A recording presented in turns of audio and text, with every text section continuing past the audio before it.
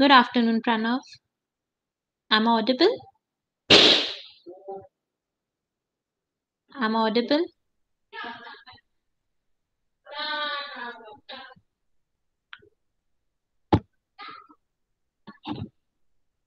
Am I audible, Pranav?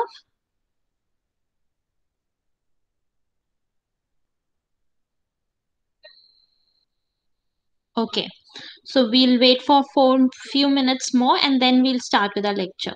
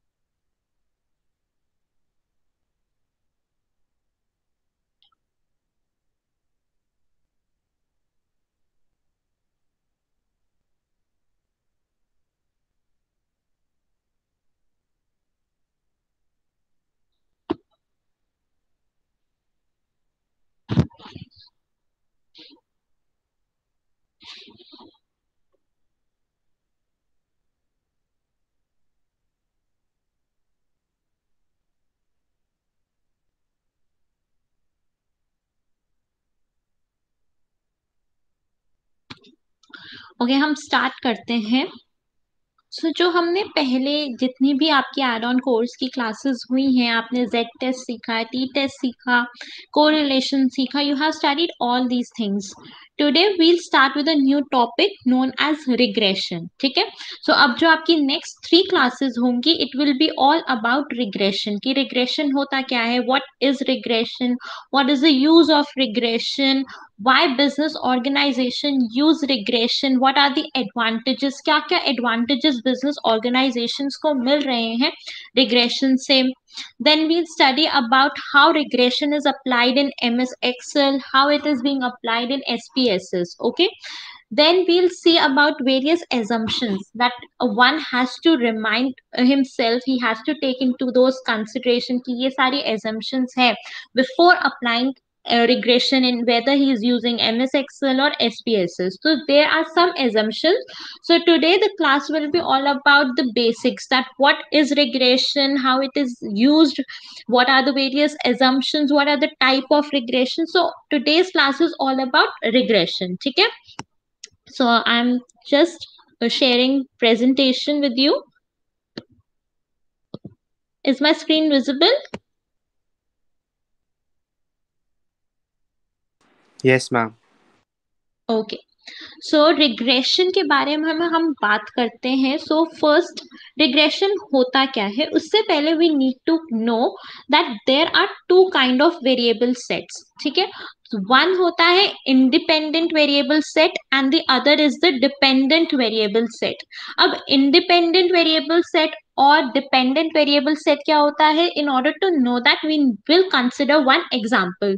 For example, that you are working in an organization or you're working in a company, और उसके manager ने या आपके senior ने have asked you that you need to know what is the annual sales of a organization, कि पूरे साल में कितनी सेल्स हुई है हमारी, you need to know that। ठीक है, so for that, in order to calculate the annual sales, you will consider various other factors। ठीक है, सो प्रणव, क्या क्या फैक्टर्स होंगे in order to you for you to calculate the annual sales of the organization? Any idea कि मैं ये सारी चीजों को कंसिडर करूंगा and then I will be able to get the annual sales? Any idea? Ma'am जो एक तो मैम प्रोडक्शन हुई होगी तो उस हिसाब से ही होएगा मैम, जो मैन्युफैक्चरिंग हुई होगी, जितने प्रोडक्ट्स बने होंगे या जो भी हम सर्विसेज देते हैं प्रोडक्ट्स करते हैं उस हिसाब से सेल हुई होगी। ओके, एनीथिंग और एल्स? मैम सेल्समैन जो होते हैं जो भी है मैम, जो एक सेल्स एग्जीक्यूटिव्स है मैम, उनसे डिपेंड करता है okay, very good. Ma'am. Region wise वो रीजनल वाइज सब कुछ मैम, की जैसे नॉर्थ, जैसे आपका एरिया बेटर है तो नॉर्थ में क्या हुआ है, waste on all that. Very good Pranav.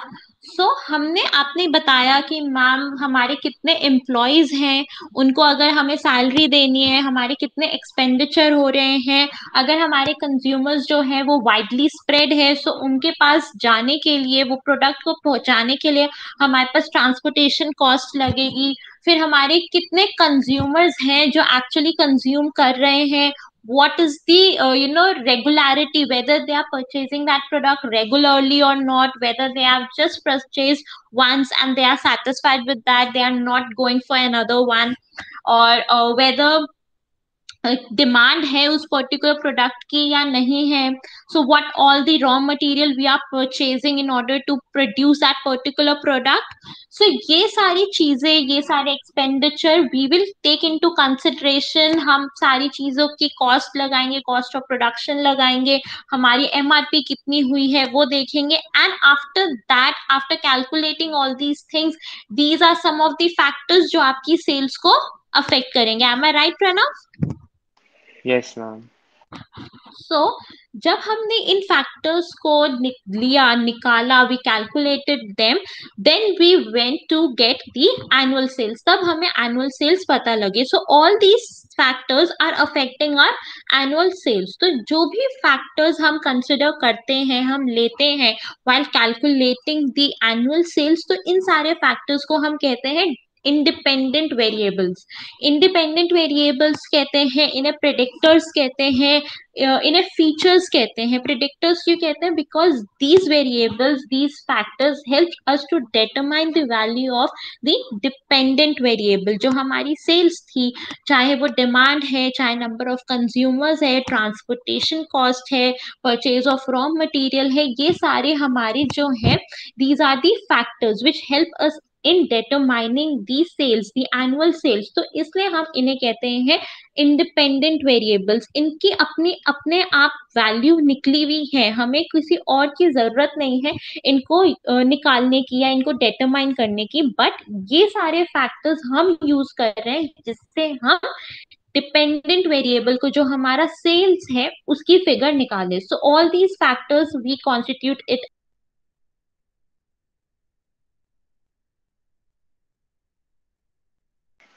Ma'am आपकी आवाज़ नहीं आ रही।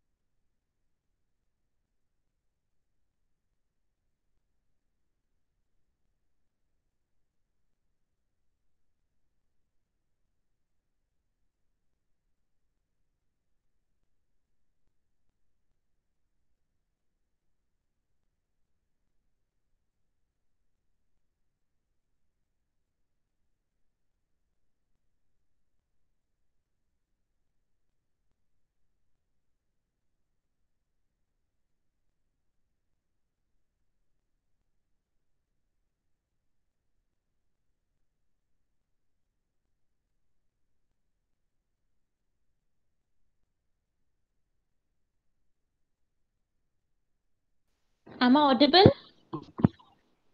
Yes, ma'am. I just lost the connection. Sorry. Good afternoon, Amit. We started with the topic regression. Okay.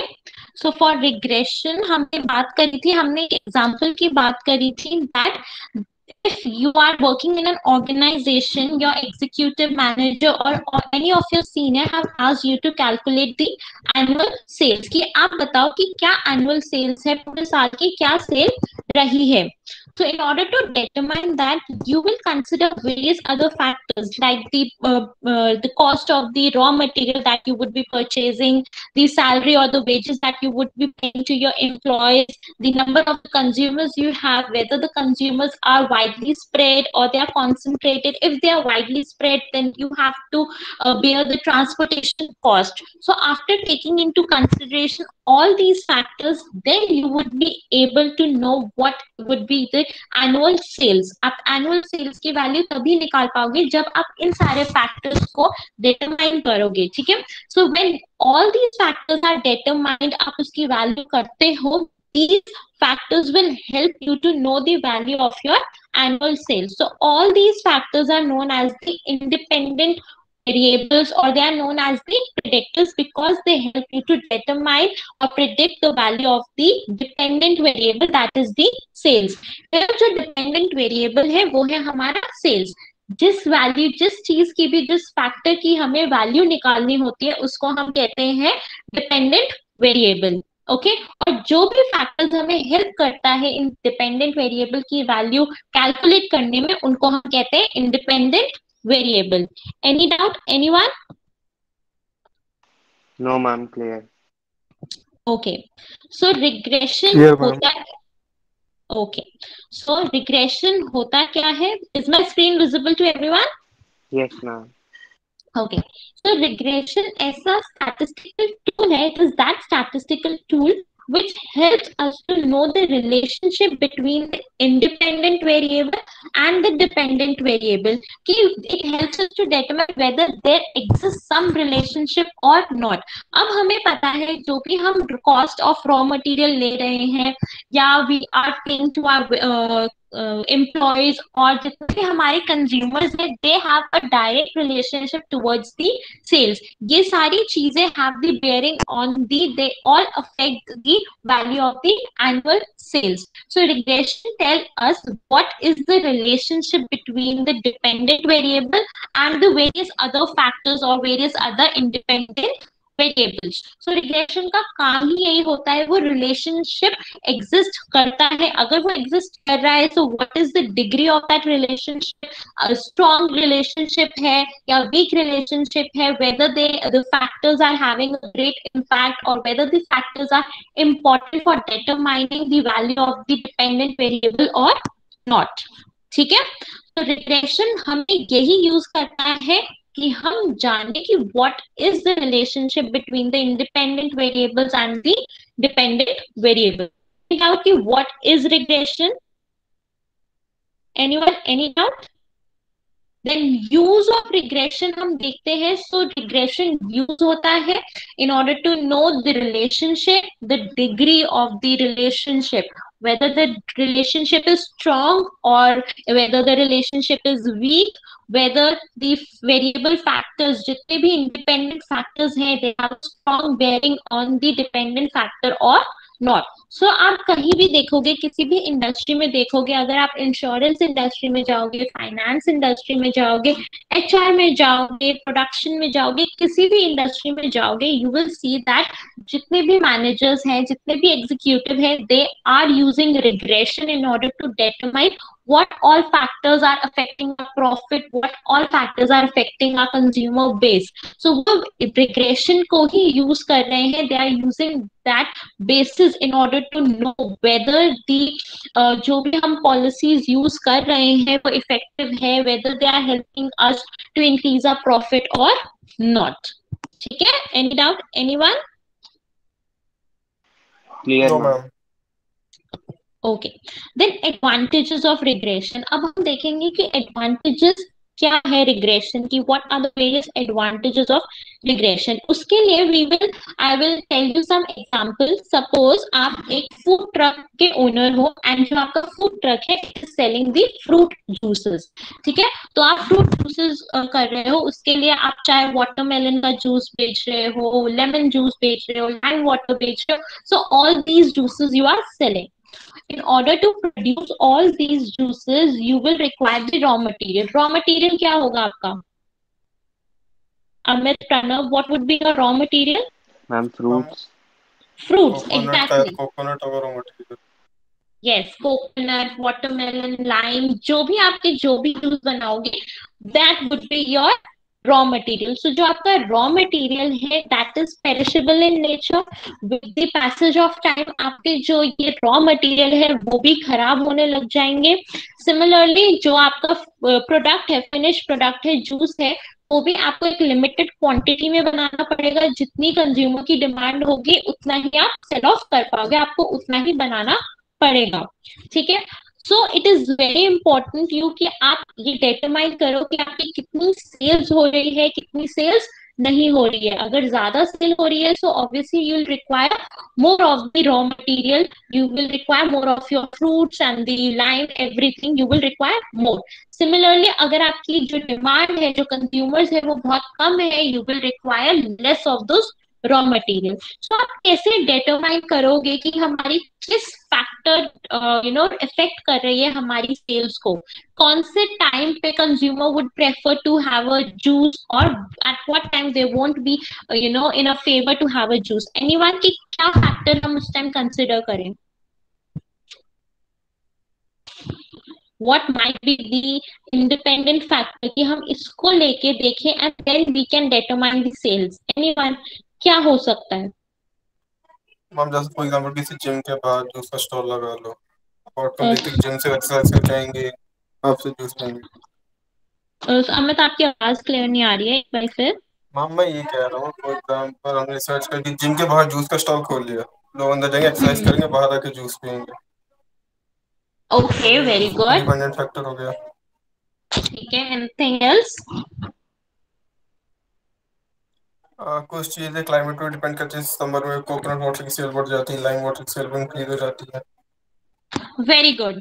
सो जो मेन हमारा जो इंडिपेंडेंट वेरिएबल होगा या इंडिपेंडेंट फैक्टर होगा, it would be the temperature, कि उस टाइम टेम्परेचर क्या है, उस पर्टिकुलर डे का टेम्परेचर क्या है। So after analysing you will analyse कि जब हमारे टेम्परेचर बहुत ज्यादा हॉट होता है, ह्यूमिड होता है, then people would prefer to have lot of juices. तब हमारे जो कंज्यूमर्स हैं वो जूस पियेंगे। अगर हमारा जो टेम्परेचर है it would be cold, then they would not prefer to have a juice. So temperature would be the very first variable independent factor जो डिटरमाइन करेगा whether the consumer will consume the juice और not, ठीक है। So अब उसके advantages क्या क्या होंगे? The first is making prediction and forecast. सबसे पहला काम आपका ये होगा कि अगर आप एक फूड ट्रक पे फ्रूट सेल जूस सेल कर रहे हो, तो you need to forecast the temperature.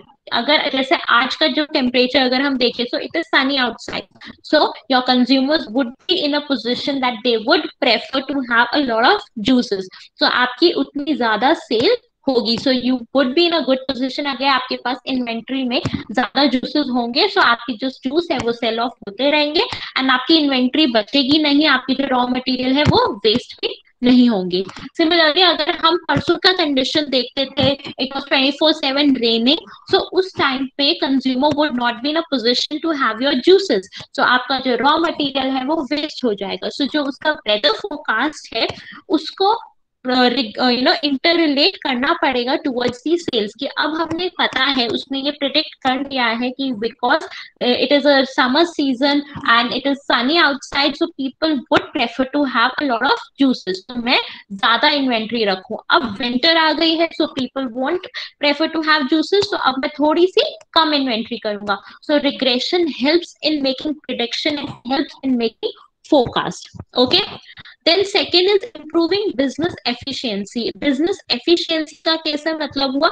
Similarly हम अगर फ्रूट जूस की बात ही करें, so फ्रूट जो आप सेलर हो, जो ओनर हो, आप ये इंश्योर कर सकते हो after relating the sales as well as the temperature to order the economic order quantity. Economic order quantity क्या होता है कि हम उतने ही इन्वेंट्री रखें जिससे हमारी जो cost of holding the inventory है वो बहुत कम जाए, हमारे जो रॉ मटेरियल है वो वेस्ट नहीं हो।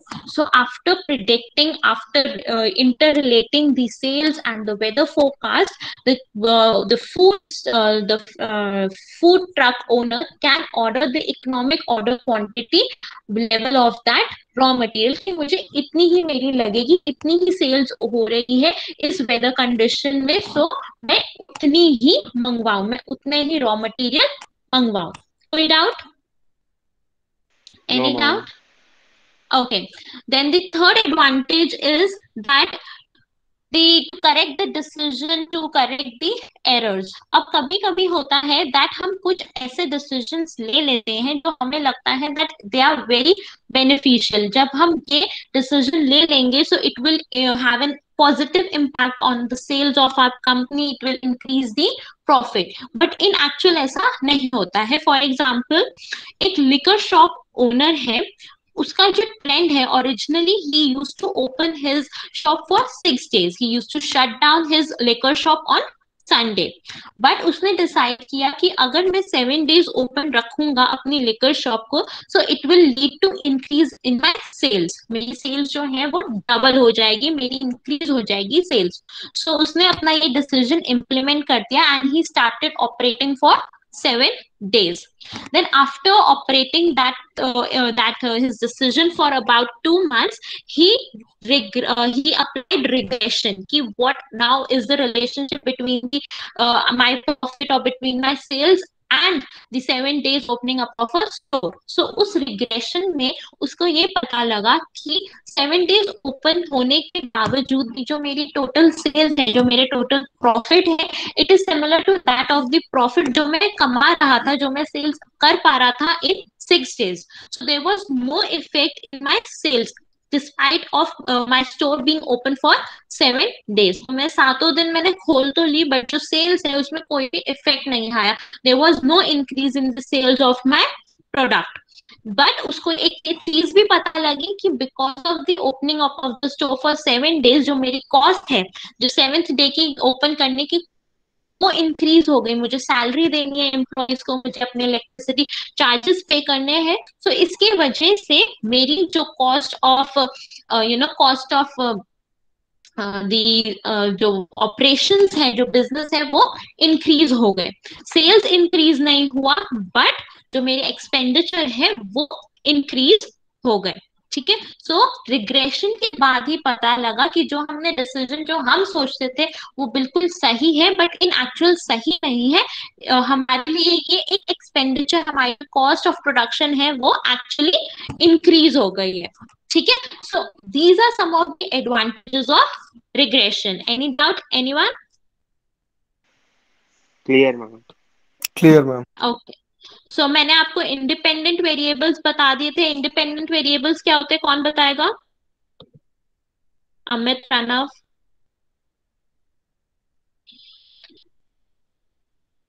इंडिपेंडेंट वेरिएबल्स वो वेरिएबल्स होते हैं जो हमें डिटरमाइन करने में हेल्प करते हैं the value of the other variable. उनको हम प्रेडिक्टर्स कहते हैं, हम उन्हें फीचर्स कह सकते हैं, because they help in determine the value of some other variable.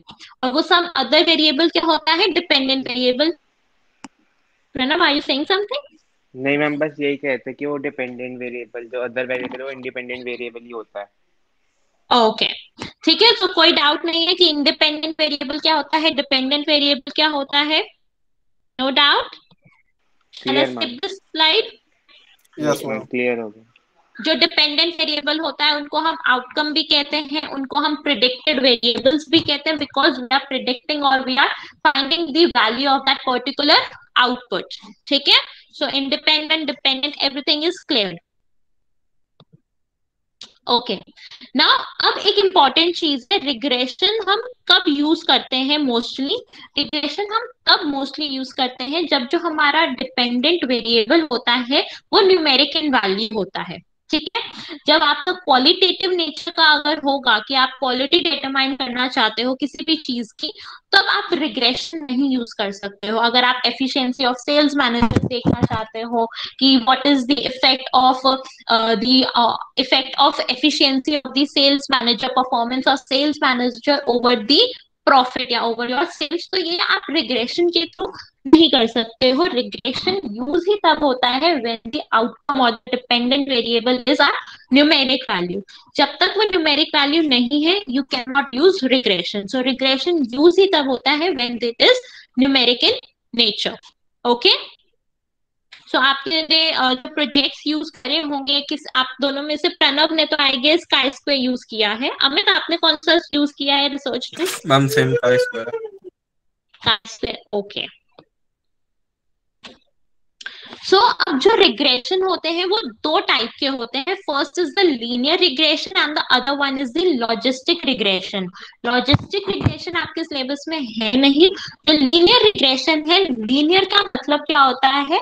Linear regression it shows the relationship model that the dependent variable and the independent variable they are linear in nature. If independent variable हम increase कर रहे हैं, so it has a positive and a linear relation impact on the dependent variable also. जैसे जैसे हम independent variable increase करेंगे, so dependent variable will also increase.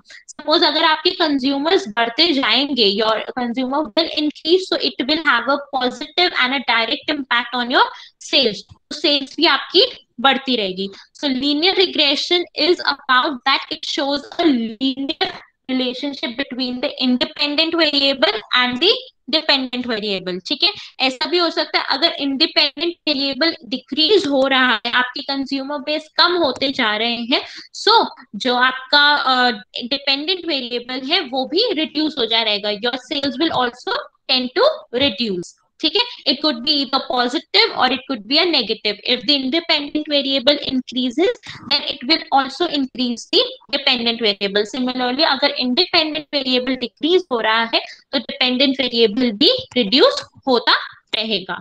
ठीक है, एनी डाउट? जैसे आप इस ग्राफ में देख रहे होंगे। हाँ जी, तो मैम हम ये कह सकते हैं लीनियर रिग्रेशन में जो डिपेंडेंट और इंडिपेंडेंट वेरिएबल के बीच में पॉजिटिव रिलेशनशिप है। लीनियर में? यस मैम, लीनियर रिग्रेशन में जो डिपेंडेंट और इंडिपेंडेंट वेरिएबल्स हैं, हाँ जी, उनमें पॉजिटिव रिलेशनशिप हो ना, जब एक घटता है तो दूसरा भी घटता है और एक बढ़ता है तो दूसरा भी बढ़ता है, तो पॉजिटिव रिलेशन हुआ ना, तो कह सकते हैं ना। हाँ जी, पॉजिटिव होता है। अभी हम देखेंगे कि लीनियर रिग्रेशन में भी टाइप्स होते हैं। अभी आप ओके थोड़ा सा वेट करो, फिर आपकी कंफ्यूजन क्लियर होगी। ठीक है, ओके ये तो पता लग गया ना, जब लीनियर होता है it means that they are directly related to each other. अगर इंडिपेंडेंट बढ़ रहा है तो डिपेंडेंट भी बढ़ रहा है, इंडिपेंडेंट कम हो रहा है तो डिपेंडेंट भी कम हो रहा है। अब जो लीनियर रिग्रेशन है उसके 3 टाइप्स होते हैं। ठीक है, ये तो आपको ग्राफ समझ आ गया है ना कि when are consumers are increasing then sales will also increase. ठीक है, कोई डाउट इसमें? No ma'am. ओके, सो अब हमने देखा है कि जो लीनियर रिग्रेशन होते हैं इसके 3 टाइप्स होते हैं। The first being the positive linear relationship, या जैसे प्रणव ने पूछा है कि मैम अगर वो इंक्रीज हो रहा है तो वो भी इंक्रीज हो रहा है। सो पॉजिटिव लीनियर रिलेशनशिप में यही होता है, जब हमारा इंडिपेंडेंट वेरिएबल इंक्रीज हो रहा है then it will also lead to the increase in the dependent variable. So it will show a positive linear relationship between the independent as well as the dependent variable. ठीक है, अगर आप ज्यादा पढ़ोगे, you will invest more time in your studies, then it will have a positive bearing on your result. Your result will also increase. समझ आ गया कि positive में क्या हुआ कि अगर हमारा एक वेरिएबल इंक्रीज हो रहा है, इंडिपेंडेंट वेरिएबल इंक्रीज हो रहा है, सो जो हमारा डिपेंडेंट वेरिएबल है वो भी इंक्रीज होगा। ठीक है, any doubt? Positive linear clear ma'am. Relationship में ओके। तो फिर अब हम देखते हैं कि दूसरा टाइप क्या है लीनियर रिलेशनशिप का। It is negative linear relationship. Negative linear relationship का क्या मतलब होता है कि सपोज आप एक आपकी स्टडीज है, परफॉर्मेंस है, और एक है आपका time we invest on a phone. ठीक है, ये सबके लिए है, मेजर बच्चे सबके लिए, even me I am also included in it. If I will invest more time in my phone, then what might be the impact on my result? क्या इम्पैक्ट हो सकता है मेरे रिजल्ट पे? प्रणव, अमित, अगर हम ज्यादा टाइम अपना फोन में ही इन्वेस्ट करेंगे, so what might be our impact on our result? Time waste ज्यादा होगा हमारा। टाइम वेस्ट ज्यादा होगा तो रिजल्ट कैसा आएगा? मैम डिलेड हो जाएगा रिजल्ट हमारा, टाइम वेरी जो गुड। हमारे। सो इसका यही मतलब है, अगर हम देखें कि अगर हम ज्यादा टाइम अपना फोन में लगा रहे हैं, so it will have a negative impact on our result. हमारा जो रिजल्ट है वो खराब हो जाएगा। सो अब हमने किस चीज में रिग्रेशन ली? हमने the amount of time we are investing in phone and the result, हमने इन दोनों में रिग्रेशन लगाई। जो हमारा इंडिपेंडेंट वेरिएबल था, हमें देखना था कि what is the impact of are investing time on the phone and what is its impact, what is will be the value on the result. So जब हमने ये increase किया the time investing on the phone, वो increase किया, so it is having a negative bearing on our result. So हमने time जो है वो increase कर दिया phone का, but उसकी वजह से जो हमारा dependent variable है, result है, वो reduce हो गया। So इसमें क्या हुआ हमारा कि अगर हम इंडिपेंडेंट वेरिएबल इंक्रीज हो रहा है, so the dependent variable would reduce. Similarly अगर हमारा इंडिपेंडेंट वेरिएबल कम होगा, if we'll invest less time on a phone, then हमारा जो रिजल्ट है वो इंक्रीज होगा, हमारा रिजल्ट जो है अच्छा होगा। So that is the negative linear relationship. जरूरी नहीं है कि जब इंडिपेंडेंट बढ़ रहा है तो डिपेंडेंट भी बढ़ेगा, नहीं। नेगेटिव में क्या होता है, अगर हमारा इंडिपेंडेंट वेरिएबल रिड्यूस हो रहा है तो हमारा डिपेंडेंट वेरिएबल बढ़ेगा। डिससैटिस्फैक्शन अमंग द कंज्यूमर्स, अगर ये बढ़ेगी तो हमारी जो सेल्स है वो कम होती रहेगी। सिमिलरली अगर हमारे जो कंज्यूमर्स हैं, yes, that would be the example कि when the dissatisfaction among the consumer would increase, the sales would reduce। ठीक है प्रणव, आपको अब डाउट क्लियर हो गया कि यस क्या मैम, होता है? Yes ma'am. Okay, then the third is, जैसे इसमें भी हम देख रहे हैं कि जो हमारा जो ग्राफ है नाउ, उसकी डायरेक्शन बदल गई है, इट इज इन्वर्टेड। जो हमारा पॉजिटिव लीनियर रिलेशनशिप था उसकी स्लोप अलग थी, और नेगेटिव लीनियर रिलेशनशिप की जो स्लोप है अब वो अलग है, because as the value of the independent variable is increasing, the value of dependent variable is reducing. ठीक है, नाउ द थर्ड टाइप का जो होता है वो होता है no linear relationship. No linear relationship क्या होता है कि the value of the dependent variable does not changes with the change in the value of the independent variable। independent variable चाहे कुछ भी हो सकता है, बट उसकी कोई वैल्यू नहीं है, उसका कोई इम्पैक्ट नहीं है ओवर द डिपेंडेंट वेरिएबल। ठीक है, इसे हम कहते हैं no linear relationship, and it is shown as an horizontal line. ठीक है, कोई doubt? No linear relationship clear ma'am. Okay, now simple linear regression क्या होता है?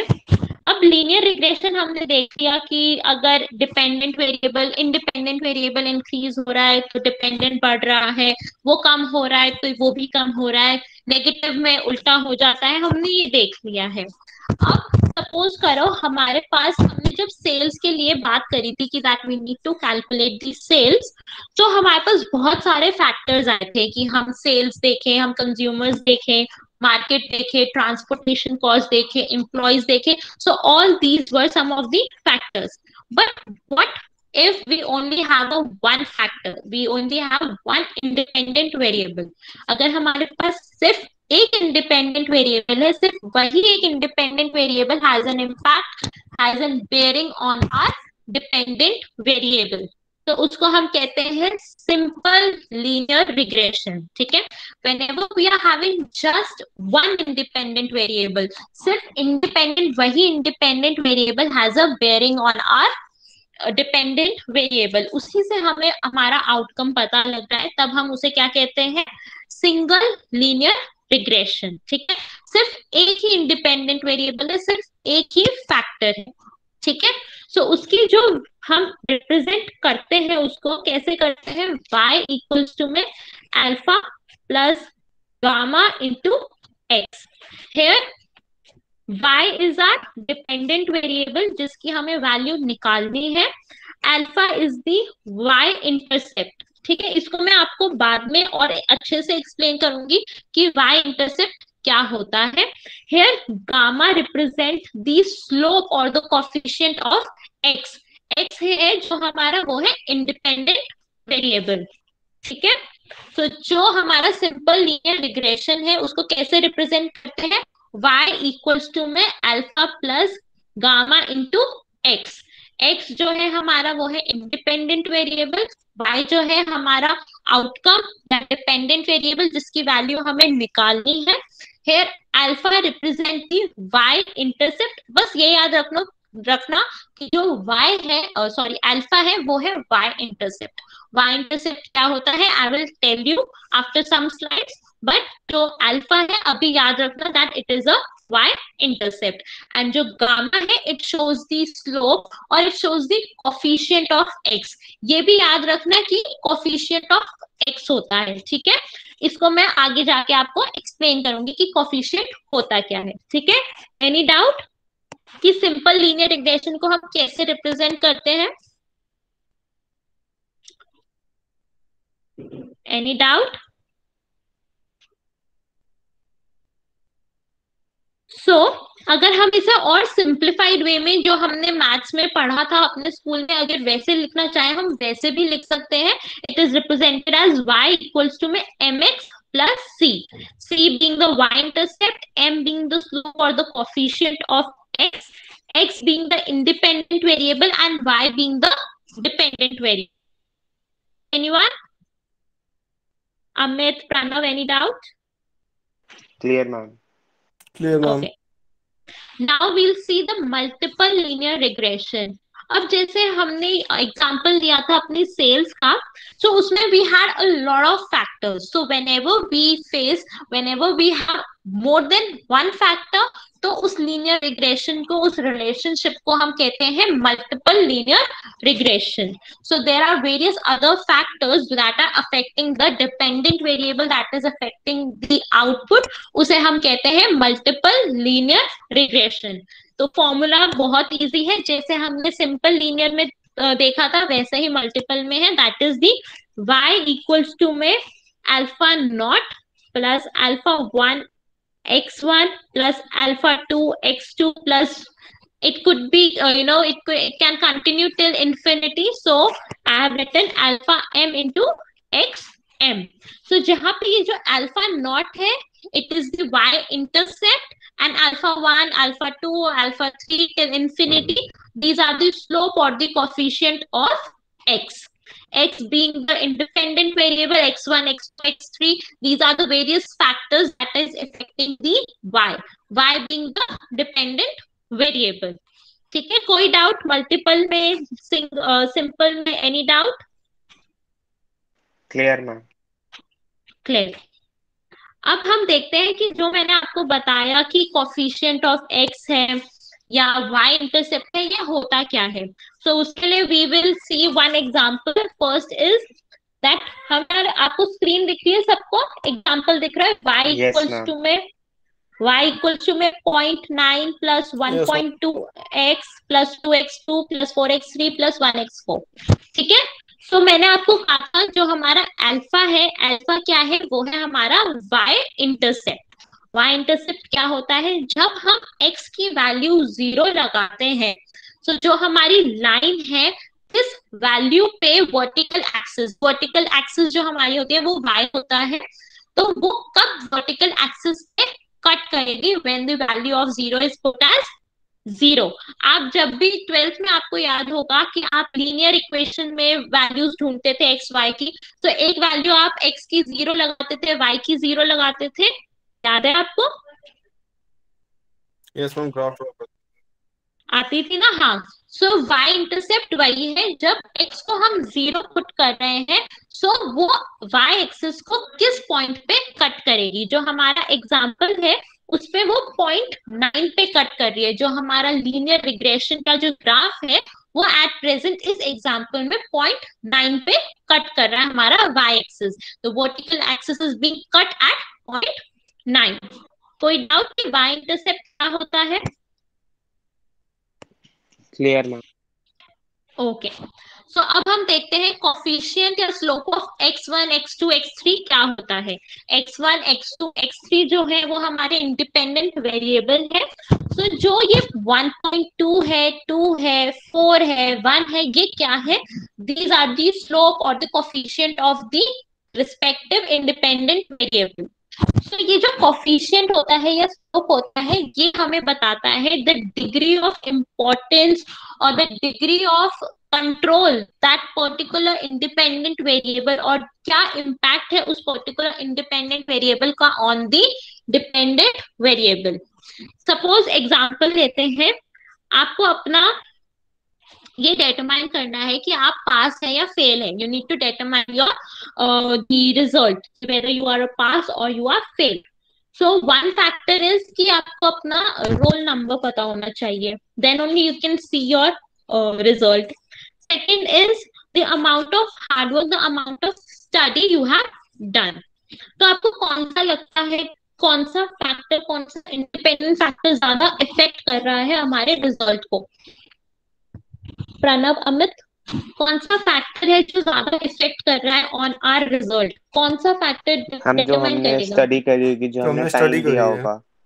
Very good. तो जो हमारी स्टडी किया हुआ जो फैक्टर है वो ज्यादा इम्पोर्टेंट रोल प्ले करता है, वो ज्यादा इफेक्ट रोल करता है अपॉन आवर रिजल्ट। अगर हम ज्यादा पढ़ेंगे तो हमारा जो रिजल्ट है वो अच्छा जाएगा। तो अच्छा जाएगा तो हम पास होंगे। जो हमारा रोल नंबर है, roll number might be anything, it could B 37, it could B 40, it could B 41, कोई भी रोल नंबर हो सकता है। That does not have a good bearing or it does not have a high degree of impact on your dependent variable. So similarly जितनी ज्यादा value होती है हमारे कोफिशिएंट की, उतना ज्यादा वो पर्टिकुलर इंडिपेंडेंट वेरिएबल इंपॉर्टेंट होता है टुवर्ड्स आर डिपेंडेंट वेरिएबल। तो इस वाले एग्जांपल में अगर हम सारी वैल्यूज देखें इंडिपेंडेंट वेरिएबल की, so which factor, independent factor is more important, बता सकते हो आप लोग?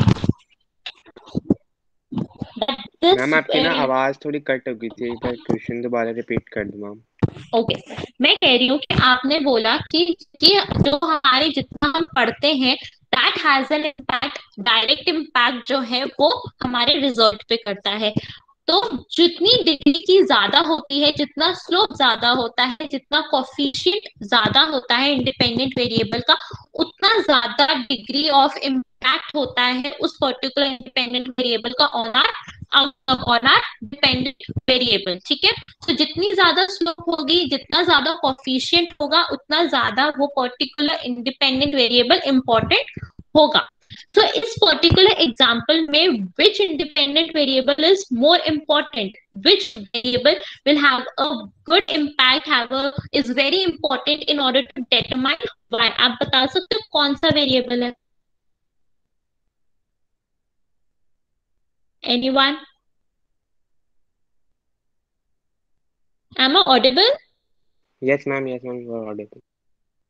So आप बता सकते हो कौन सा है वो वेरिएबल फैक्टर जो बहुत इंपॉर्टेंट है? एक्स। एक्स तो है, एक्स तो है, x2 भी है, x3 भी। आप x बोल रहे हो।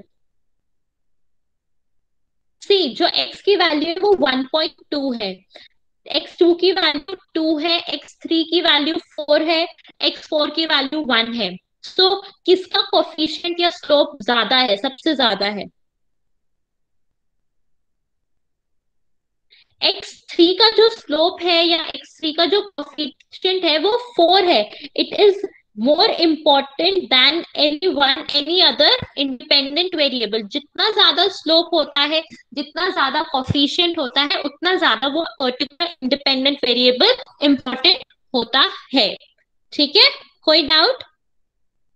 Amit, Pranav, any doubt? Clear ma'am. तो प्रणव आप बताओ इस एग्जाम्पल में कौन सा इंडिपेंडेंट वेरिएबल इंपॉर्टेंट है? मैम इसमें 4x3 जो है मैम वो सबसे ज्यादा है, क्योंकि मैम उसमें स्लोप ज्यादा होगा मैम। Very good. सो जो हमारा स्लोप होता है, कोफिशिएंट होता है, it tells about the degree of impact that particular independent variable has on the dependent variable। ठीक है, जितनी ज्यादा कोफिशिएंट होगी, जितनी ज्यादा डिग्री होगी, स्लोप होगी पर्टिकुलर इंडिपेंडेंट वेरिएबल की, उतना ज्यादा इम्पैक्ट होगा उस इंडिपेंडेंट वेरिएबल का ऑन द डिपेंडेंट वेरिएबल। ठीक है, no doubt, everything is clear, Amit and Pranav? Yes ma'am, yes clear. Ma'am. Okay, now we'll go to assumptions। कुछ assumptions होते हैं that one must take into consideration जब वो determine कर रहा है, जब वो use कर रहा है regression, चाहे वो MS Excel पे काम कर रहा है या वो SPSS पे काम कर रहा है। ठीक है, तो कुछ assumptions है। First being the linearity, second is the no multicollinearity.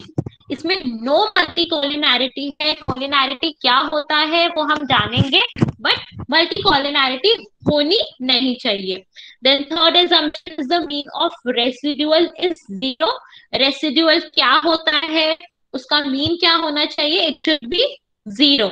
Then fourth assumption is the homoscedasticity, or we can write no heteroscedasticity। इसके बारे में भी we learn। Fifth assumption is the residual normality। आपने नॉर्मल डिस्ट्रीब्यूशन पढ़ा होगा Z test में, bell shaped होता है, पढ़ा है आपने? यस मैम, जेड टेस्ट पढ़ा हुआ है। सेट टेस्ट पढ़ा हुआ है ना, कि जब नॉर्मल डिस्ट्रीब्यूशन होता है, मीन मीडियन मोड इक्वल होते हैं, जीरो होते हैं। ठीक है, and the last and the sixth assumption is that the x variables, that is the independent variables, and the residuals are independent। तो हम अब ये सब सारी assumptions हम पढ़ेंगे, ये बहुत इंपॉर्टेंट होती है।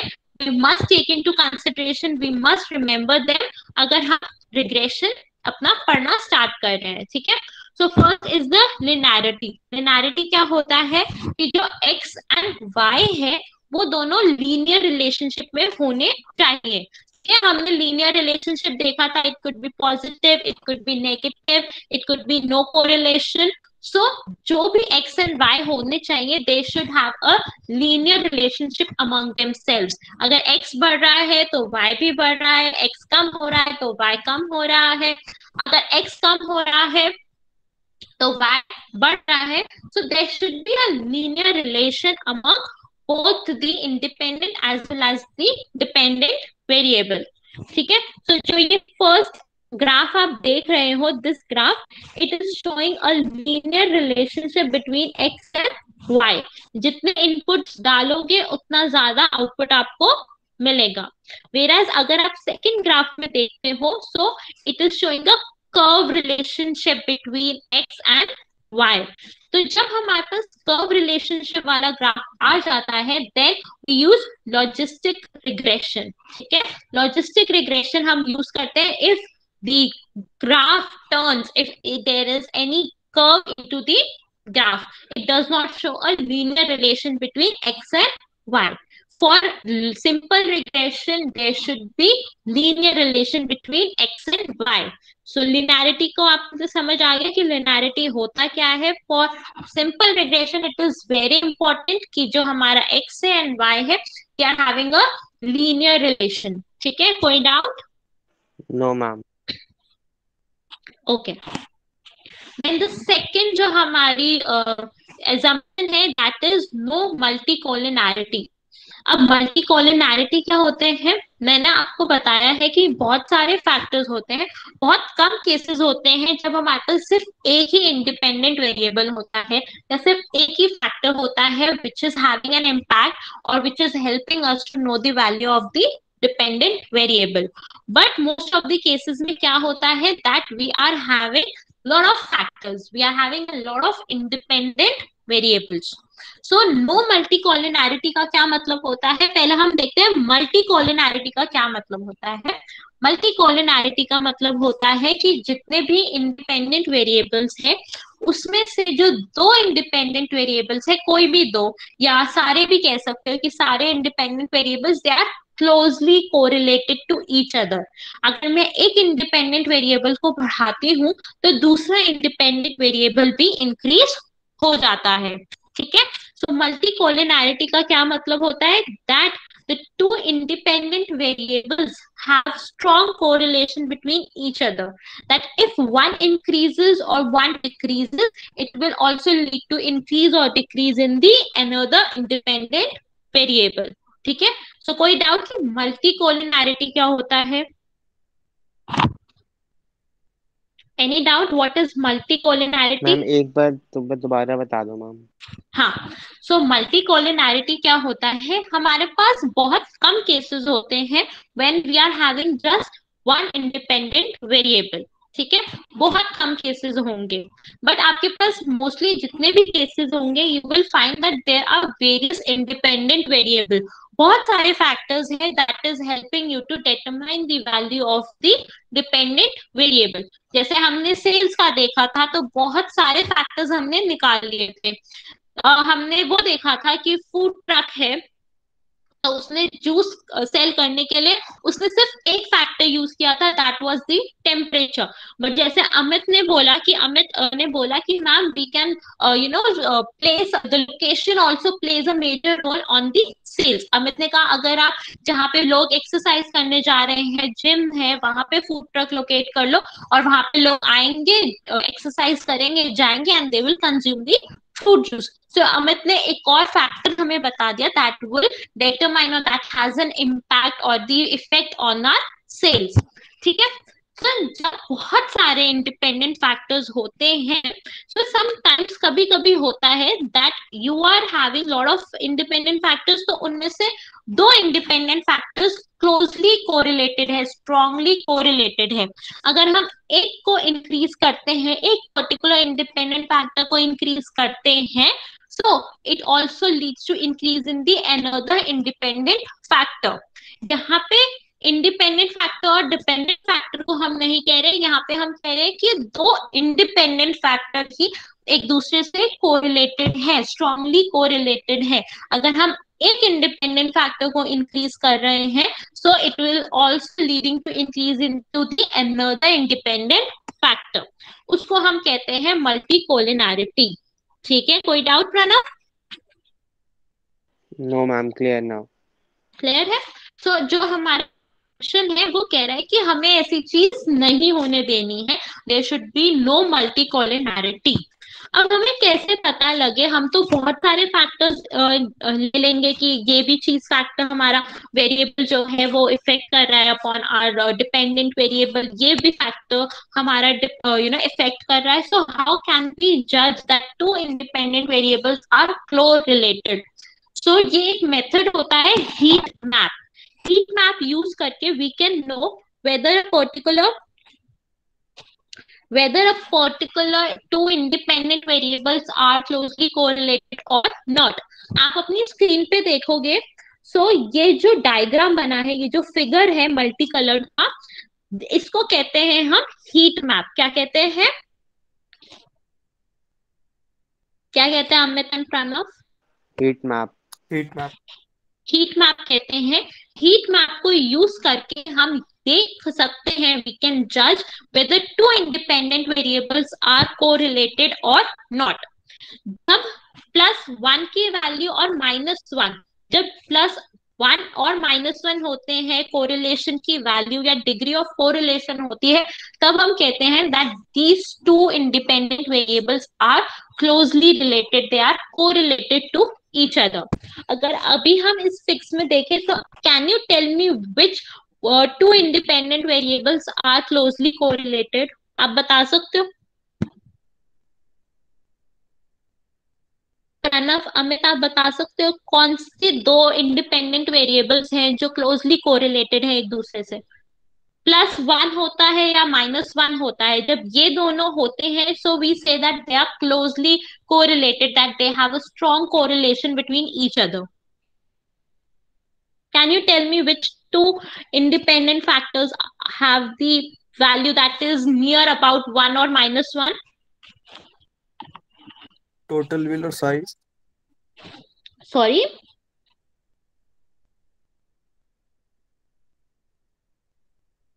Yes, anyone? Pranav, Amit. Ma'am size हो गया एक तो. साइज को आप किसके साथ देख रहे हो?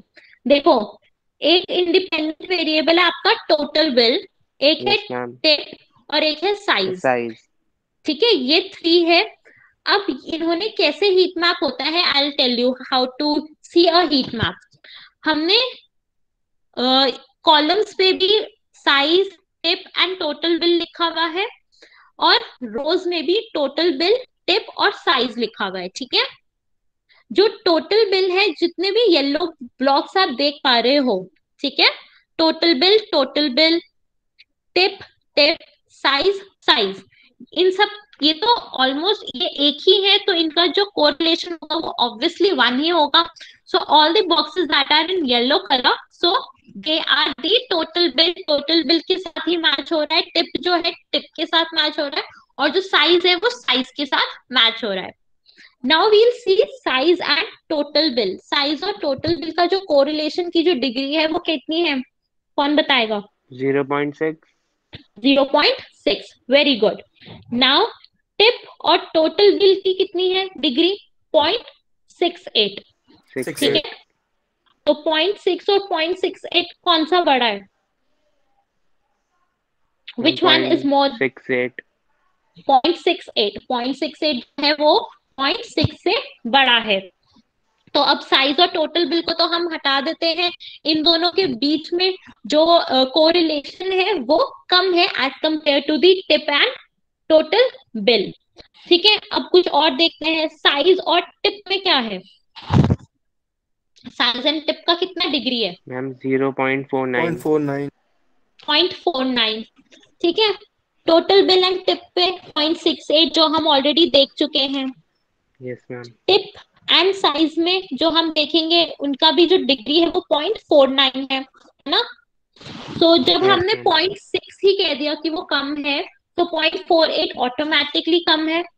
ठीक है ना, न्यूमेरिकली अगर हम देखें 0.48 कम है 0.68 से.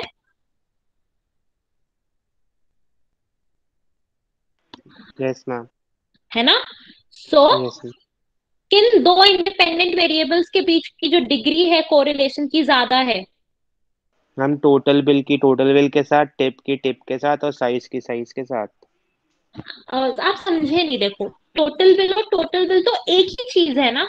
यस एक मैम. चीज की तो जो डिग्री होगी वो सेम 1 ही सेम ही. रहेगी. ओके. सेम ही रहेगी ना. Total bill and total bill जो है हमारा वो 1, मतलब एक ही चीज है, एक ही आइटम है. हम एक ही यस आइटम मैम. को उसी आइटम के साथ कोरिलेशन नहीं कर नहीं कर सकते. सकते. नहीं ओके कर मैम. सकते ना प्रणव. Yes ma'am. मैम तो टोटल बिल और टिप की ज्यादा हुई इसमें फर्स्ट में. Very good. सो जो हमारा टिप है और जो टोटल बिल है, उन दोनों में जो कोरिलेशन है वो ज्यादा है. हम उसी आइटम के साथ कोरिलेट नहीं कर सकते उसे खुद को ही. टोटल बिल को टोटल बिल के साथ वी कैन नॉट कोरिलेट ना, वो तो यस हमारी मैम. बन ही आएगी. है ना. Yes ma'am. हमें यस क्या मैम. देखना है कि साइज या टोटल बिल की जो कोरिलेशन है वो कितनी है, या टिप और टोटल बिल की क्या डिग्री ऑफ कोरिलेशन है, या साइज और जो टिप है उसकी क्या कोरिलेशन है.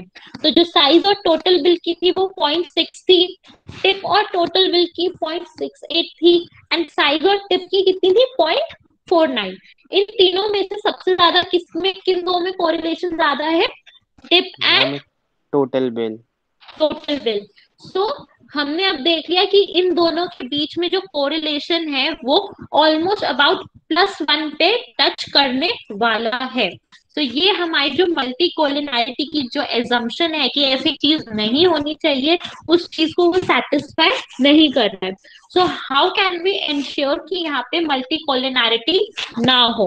So either we can remove tip or we can remove total bill. जिन दो इंडिपेंडेंट वेरिएबल्स में कोरिलेशन ज्यादा है उसमें से किसी भी एक वेरिएबल को हम बाहर निकाल दे, हम अपने मॉडल में इंक्लूड नहीं करेंगे, सो हमारी जो एजम्पशन है वो नो मल्टीकोलिनैरिटी की वो हम सेटिस्फाई कर देंगे. We just need to take out one of the independent variable and then we'll be able to satisfy our assumption about no multicollinearity. कोई डाउट? नो मैम, क्लियर हो गया. Do you want me to कि ma'am आप एक बार फिर से समझा दो. मैम ये हीट मैप तो समझ आ गया, मतलब कैसे देखते हैं. समझ आ गया कि ये हीट मैप होता है, ये एक्चुअल आपके सिलेबस में है नहीं, बट इन ऑर्डर टू कि आप आगे जाके इस चीज को एनालाइज कर पाओ, आप जब भी you will enter into corporation और समथिंग, तो आपको ये हीट मैप ये तो बहुत छोटा हीट मैप मैंने सिर्फ 3 वेरिएबल्स का लिया है, वैसे हीट मैप्स एक्चुअली बहुत बड़े बड़े होते हैं. मैं आपको दिखा भी सकती हूँ कितने बड़े हीट मैप्स होते हैं. 1 मिनट. हीट मैप्स बहुत बड़े बड़े भी आते हैं. When you will actually go ना फॉर कॉर्पोरेशन, तो वो आपको कहेंगे कि आप हीट मैप दिखाओ, ये आप हीट मैप बनाओ, इनमें किसमें कोरिलेशन है आप ये बताओ. So they will ask you something like that. ठीक है, 1 second. I'll show you the heat map. ये तो बहुत छोटा था.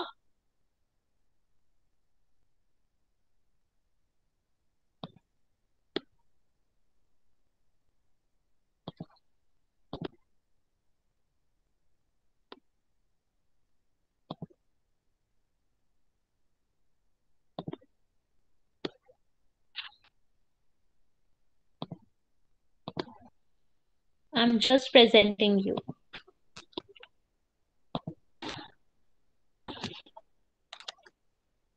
मैं अभी प्रेजेंट करती हूँ. 1 मिनट.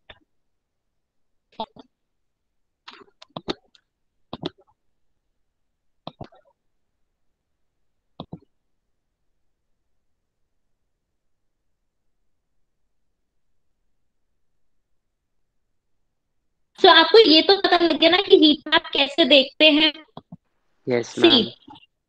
ये इतना बड़ा हीट मैप होता है, इससे भी बहुत बड़े बड़े होते हैं, इन्होंने एवरेज टेम्परेचर किया हुआ है.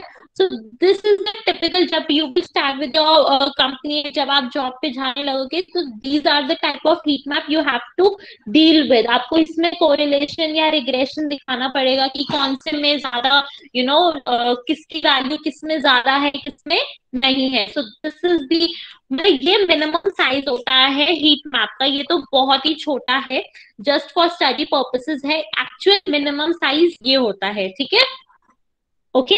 तो मल्टी कॉलिनैरिटी क्या होता है? When two independent variables have strong correlation. तो हमें ये चीज नहीं करनी है, जो हमारी assumption है वो है that we don't want to have two independent variables, कि अगर हम एक इंडिपेंडेंट वेरिएबल को इंक्रीज करेंगे तो दूसरा इंडिपेंडेंट वेरिएबल भी इंक्रीज हो, हमें ऐसा नहीं चाहिए. तो इसको हम कैसे देख सकते हैं, हम कोरिलेशन कैसे देख सकते हैं?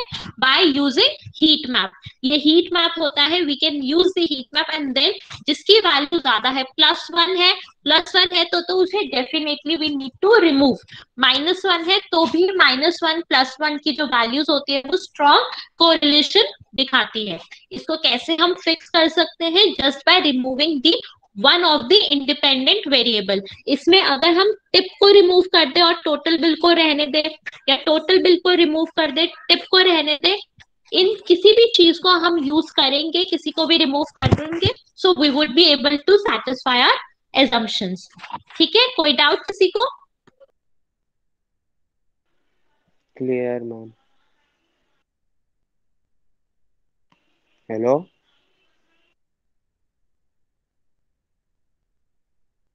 अमित. हाँ भाई. मैम ही लेफ्ट हो गई. मैम आती है, मैम से बोल देंगे आज के लिए बहुत है, फिर ज्यादा ऊपर से चला जाएगा. अब की क्या चीज थी ये हीट मैप? मल्टीकोलिनैरिटी क्या होती है? Yes ma'am. डाउट है प्रणव? नो मैम, मतलब डाउट नहीं है, क्लियर है मैम। अच्छा ठीक है, okay. Then the third assumption is ma'am आज आर, के लिए इतना रहने दे मैम, फिर समझ नहीं आएगा। नहीं बस थोड़ी सी है, दो या ओ, तीन चीजें हैं, खत्म हो ओके जाएगी, ठीक है, ओके मैम। थोड़ी सी। Okay, now mean of residuals, ठीक है। अब रेसिडुअल्स क्या होता है, मैं थोड़ा सा जल्दी कर देती हूँ, कोई नहीं, आई नो आप लोग बस थोड़ी सी रह गई है, नो प्रॉब्लम मैम। ठीक है, okay. Then now we will see कि रेसिडुअल्स क्या होते हैं, ठीक है। आपको ये ग्राफ दिख रहा है, ठीक है। जब हम अपना डेटा हमने निकाल लिया है, हमने सब कुछ कर लिया है, नाउ हम इस डेटा को ट्रेनिंग पे भेजते हैं, ठीक है।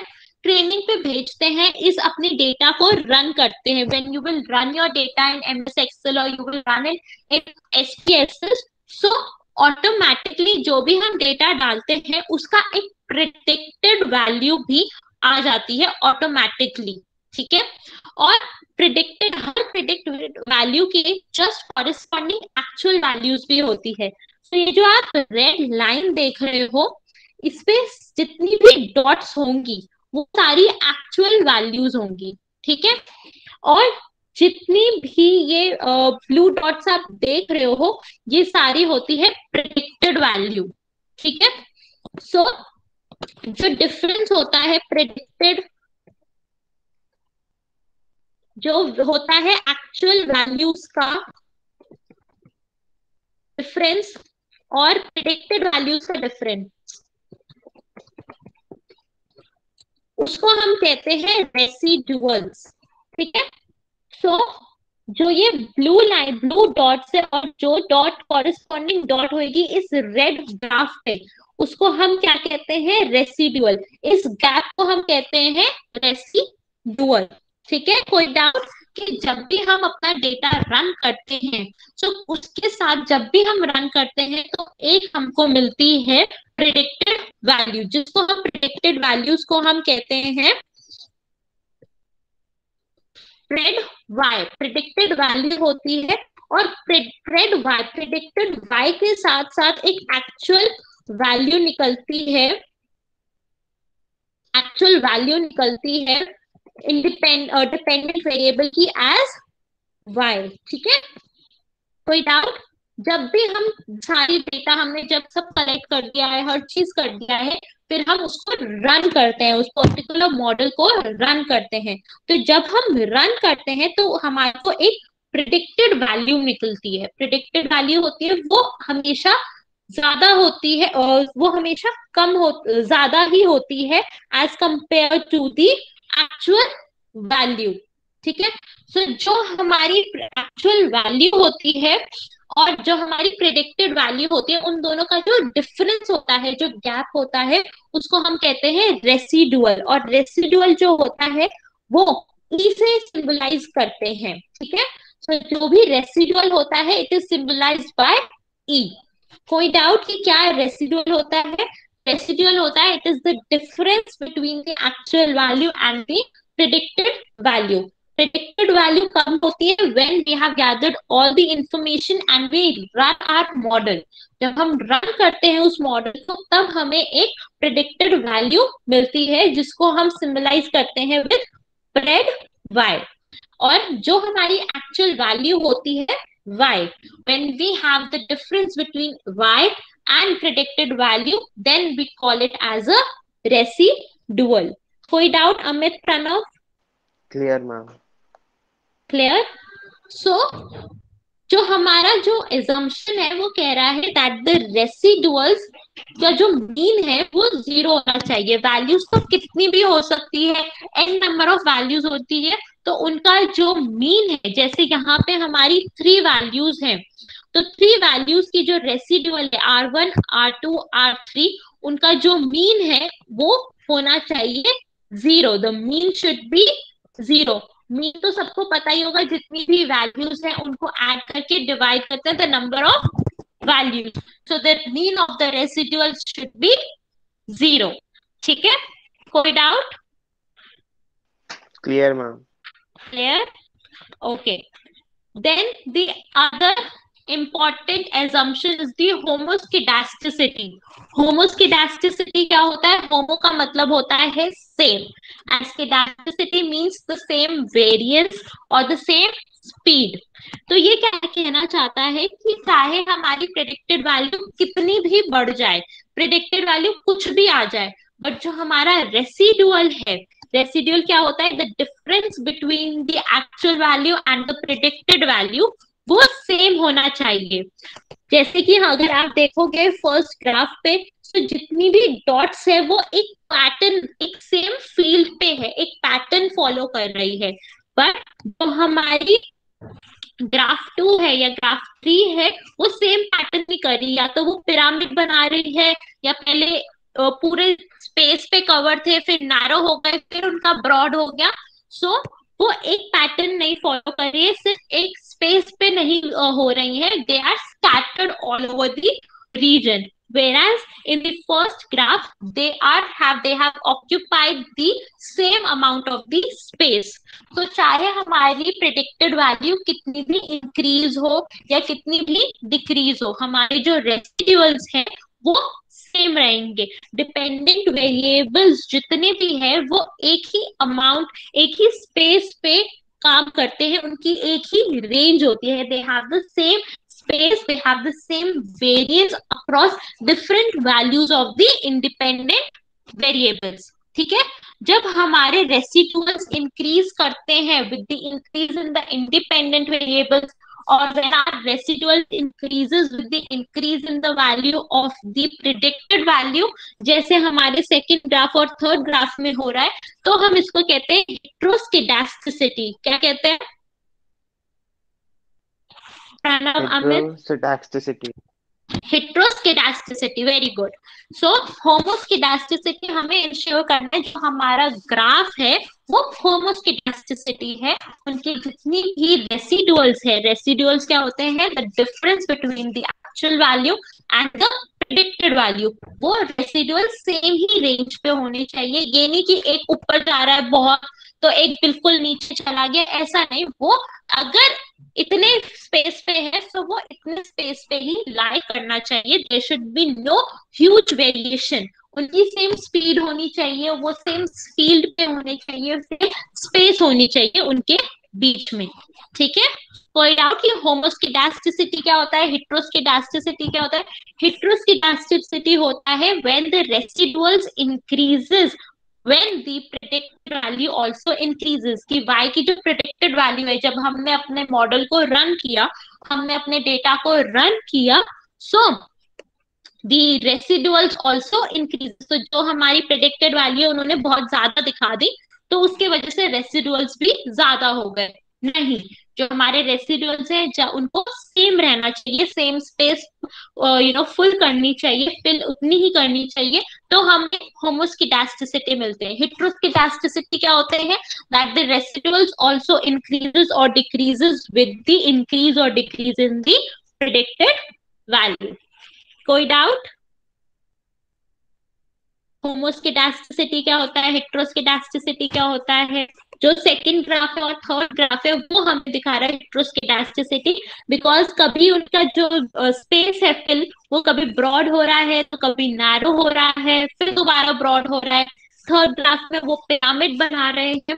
वेराज जो फर्स्ट ग्राफ है वो एक ही रेंज में जितने भी रेसिड्यूल्स है, जितनी भी हमारी डेटा है या डिपेंडेंट वेरिएबल है, वो एक ही स्पेस पे है, एक ही पैटर्न फॉलो कर रहे हैं. So the first graph is showing the homoskedasticity, whereas the second and the third is showing the heteroskedasticity.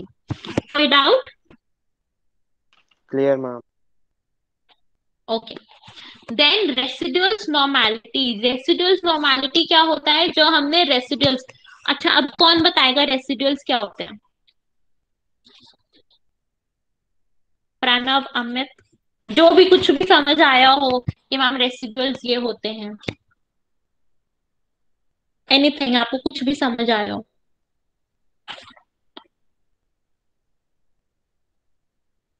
कुछ नहीं समझ आया? अमित, प्रणव? मैम जो लीनियर रिग्रेशन से होता था उससे रिलेटेड था. ओके, तो रेसिड्यूल्स होते हैं जब हम अपने डेटा को रन करते हैं, सो उस डेटा की कॉरेस्पॉन्डिंग हमें प्रिडिक्टेड वैल्यूज निकलती हैं, ठीक है। प्रिडिक्टेड वैल्यूज होती हैं और हमारे पास उनकी एक्चुअल वैल्यूज होती ही है। तो the difference between the predicted values and the actual values, उनको हम कहते हैं रेसिडुअल्स, ठीक है। प्रणव, समझ आया? Yes ma'am. जैसे कि आप इसमें देखो, हमारी जो रेड लाइन थी उन सब पे एक्चुअल वैल्यूज थी, ठीक है। वेराज सॉरी, ये सारी हमारी प्रिडिक्टेड वैल्यूज थी। जो रेड लाइन है वो सारी हमारी प्रिडिक्टेड वैल्यूज हैं। जो ये येलो लाइंस है, these are the actual values, जो हमारी एक्चुअल वैल्यूज है। जब हमने डेटा को रन किया, ट्रेनिंग में डाला, तो हमें प्रिडिक्टेड वैल्यूज मिली। तो जब हम एक्चुअल वैल्यूज को प्रिडिक्टेड वैल्यूज के जो डिफरेंस निकालते हैं, उनको हम कहते हैं रेसिडुअल्स। क्या कहते हैं? रेसिडुअल। रेसिड्यूल्स। तो हमने एक एजम्पशन देखी थी that the mean of the residuals should be zero. Zero. So दूसरी, अब हमारी रेसिड्यूल्स की जो एक एजम्पशन है that they should have a normal distribution. The residuals should have a normal distribution. उनकी जो मीन, मीडियन, मोड है वो सेम होनी चाहिए। पर हम तो कह ही रहे हैं कि जो मीन है वो जीरो होना चाहिए। So the mean, median, mode of the residuals zero. Should be zero. So जितना भी डेटा हमारी मीन के पास होगा, they would have more occurrence. जितने ज्यादा हमारी data would be near the mean, they would have more frequency of occurrence than those data that are far away from the mean. जितना डेटा मीन के पास होगा उतना ज्यादा उसकी अकरेंस होगी, ठीक है। So residual should be independent, they should have a normal distribution, उनका mean, median, mode should be equal, it should be zero, ठीक है। so this was the second last assumption. Now the last assumption is that the independent variables and the residuals. अब residuals बताओ, अब समझ आए क्या होता है रेसिडुअल्स? यस मैम, डिफरेंस होता है मैम जो एक्चुअल वैल्यू और जो प्रिडिक्टेड वैल्यू आती है हमारी। Very good. सो जो हमारी एक्चुअल वैल्यूज होती है वो हमारी ज्यादा होती है देन द प्रिडिक्टेड वैल्यूज। तो जो ग्राफ पे जो आती हैं, जो लाइन पे आती हैं, these those are the predicted values. तो जब हम एक्चुअल वैल्यूज को सबट्रैक्ट करते हैं प्रिडिक्टेड वैल्यूज से, वी गेट द रेसिडुअल्स। तो हमारी एक एजम्पशन होती है that the residuals should be, the mean of the residuals should be zero, zero. ठीक है। and the residuals should be have a normal distribution, ठीक है। जितना डेटा मीन के पास होगा उतनी ज्यादा उस डेटा की अकरेंस फ्रीक्वेंसी ज्यादा होगी, ठीक है। Okay yes ma'am, yes ma'am. Okay, then the last assumption जो है that is the X variable, that is the independent variable, and the residuals should be unrelated. उनमें कोई भी कोरिलेशन नहीं होना चाहिए। तो अगर उनके पास कोई भी कोरिलेशन है, so it should be very small. Very small का मतलब है it should not be close to 1. It could be 0.2, it could be 0.1, but it should not be close to 1. So the independent variables and the residuals should be independent. They should be unrelated. उनमें कोई भी relation नहीं होना चाहिए, कोई भी correlation नहीं होना चाहिए। So that is the last assumption. ठीक है, कोई doubt? Clear ma'am. Clear.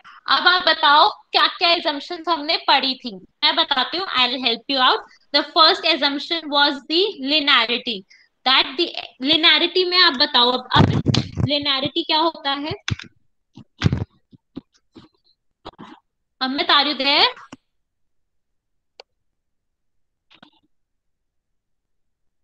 Amit, Pranav, आप बताओ अगर आपको पता है लिनियरिटी क्या होता है।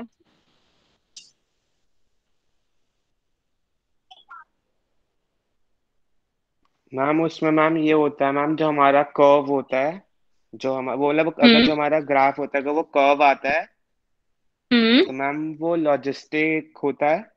वेरी और गुड, अगर स्ट्रेट आता है तो मैम वो लीनियर होता है, लीनियर रिग्रेशन से होता है। Very good. सो जो एक्स एंड वाई है, it should be, they should have a linear relation ma'am with the. मतलब अगर एक्स बढ़ता है तो वाई बढ़ेगा, और वाई बढ़ता है तो एक्स बढ़ेगा। Very good Pranav, very good. Okay, then the second assumption is no multicollinearity. क्या होता है उसमें? मैम उसमें मैम बस हम कोरिलेशन देखते हैं हीट मैप के थ्रू, जैसे अलग अलग वेरिएबल्स को करके, जैसे जो हमने हीट मैप देखा था उसमें हमने देखा था कि साइज उसमें टोटल बिल और उसमें था टिप में था टिप, मैम। हाँ जी टिप में हाँ था जी। 0.68 जो वैल्यू थी एक, वो थी मैम। Very good. सो जो हमारा नो मल्टीकोलिनैरिटी होता है वो कहता है कि दो इंडिपेंडेंट वेरिएबल्स में स्ट्रॉन्ग कोरिलेशन नहीं होना चाहिए, ठीक है। सो +1 एंड -1 डिपिक्ट स्ट्रॉन्ग कोरिलेशन। अगर ऐसा कुछ है, देन उनमें से किसी भी एक इंडिपेंडेंट वेरिएबल को you have to remove from your model, ठीक है। सो तब आप मल्टीकोलिनैरिटी, नो मल्टीकोलिनैरिटी की assumption फुलफिल करोगे, ठीक है। Then the third assumption is the residuals. The mean of the residuals should be 0. Zero. Okay, तो अब बताओ क्या होता है उसमें? मैम उसमें हम रेजिडुअल्स बेसिकली यही होते हैं जो हमारी प्रिडिक्टेड वैल्यू और जो एक्चुअल वैल्यू होती है मैम, उसके बीच में जो डिफरेंस होता है वही रेजिडुअल होता है। और मैम हम्म, उसका मीन जो होता है वो जीरो आना चाहिए। और अगर वेरी हम इसको गुड, ग्राफ के अकॉर्डिंग देखेंगे तो जो रेड लाइन होती है वो हमारी प्रिडिक्टेड होती है, और जो ब्लू हम्म, डॉट्स होते हैं वो हमारे एक्चुअल होती है। Very good Pranav, very good, highly impressed.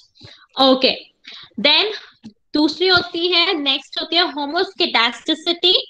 होमो means same, scedasticity means variance.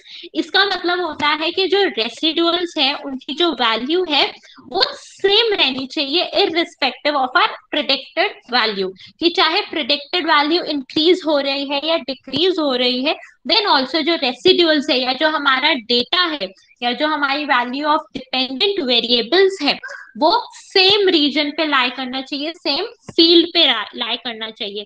जैसे जो हमारा फर्स्ट ग्राफ है, अगर हम पीपीटी देखेंगे तो it is showing that the residuals have the same field, they are occupying the same field. जबकि जो सेकंड और थर्ड है उसको हम हेटेरोस्केडास्टिसिटी कहते हैं, बिकॉज द रेसिडुअल्स जो है वो अपनी स्पेस कभी इंक्रीज कर रही है तो कभी डिक्रीज कर रही है। हमें ये इंश्योर करना है that the residuals have the same field, they occupy the same field, ठीक है।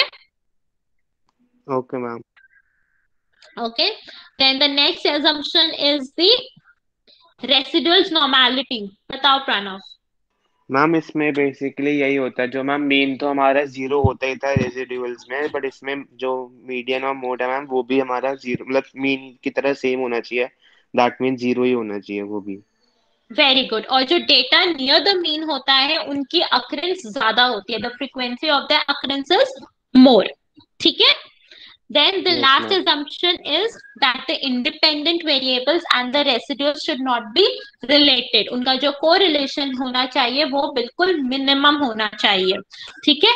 वो अगर 1 होता है so it depicts that it has a strong correlation, but it should be less than 1.1, 0.2 point चलता टू है। कुछ भी हो जाएगा, हाँ जी मैम। हाँ, सो जो इंडिपेंडेंट वेरिएबल्स है and the residuals, they should have no correlation, they should have, they should be unrelated to each other, ठीक है। सो आपको एजम्पशंस आ गई सारी? Yes ma'am. आ गई पक्का? Yes ma'am.